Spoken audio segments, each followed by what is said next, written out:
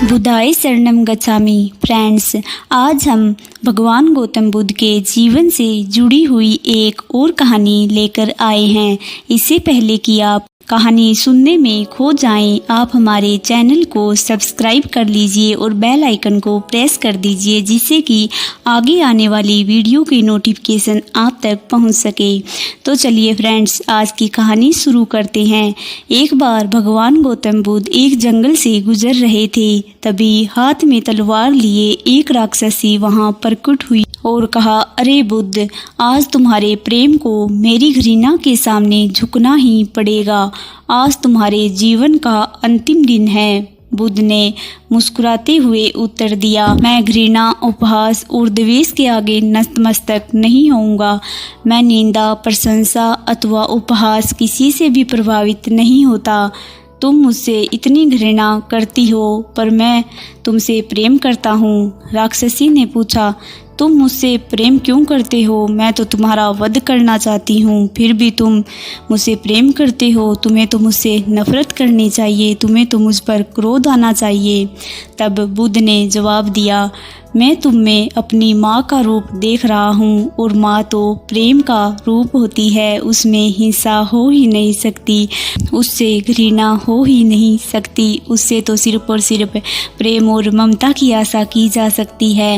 राक्षसी इतना सुनकर आश्चर्यचकित हो गई और सोचने लगी, मैं जिससे इतनी घृणा करती हूँ और जिसका अंत करने के लिए यहाँ प्रकट हुई हूँ, और ये बुद्ध मुझसे प्रेम करता है, मुझ में अपनी माँ का रूप देखता है।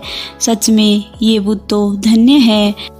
यह सोचकर राक्षसी के हाथ से तलवार गिर पड़ी और बोली, हे बुद्ध, तुम धन्य हो। इतना कहते ही वह देवी में बदल गई और अंतर्ध्यान हो गई।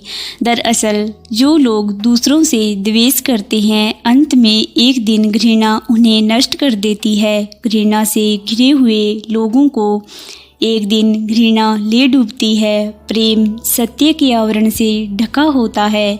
सत्य से जुड़ा हुआ व्यक्ति सदैव आनंद में जीता है। सत्य को केवल अपने तक सीमित मत रखो, उसे अपने कर्मों में ढालना होगा, जिससे वह और अच्छी तरह उजागर होगा और हमारे जीवन को प्रकाशित करेगा।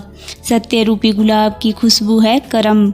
अपने कर्म को प्रेम और सत्य में डुबोकर करो। प्रेम और सत्य मनुष्य को विकास की ओर ले जाते हैं। ध्यान रहे कि ये दोनों मार्ग ईश्वर की ओर जाते हैं।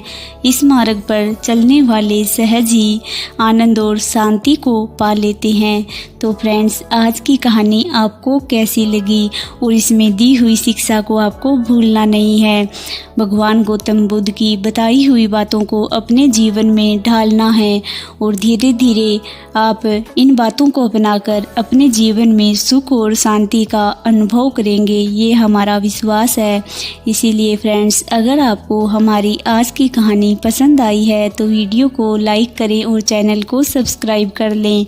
और जैसा कि हम आपको हर बार कहते हैं, आप खुद भी मुस्कुराइए और दूसरों में भी मुस्कान बांटते चलिए, जिससे कि ज़िंदगी जीना थोड़ा सा आसान हो जाए।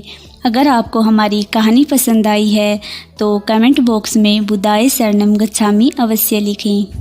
धन्यवाद फ्रेंड्स।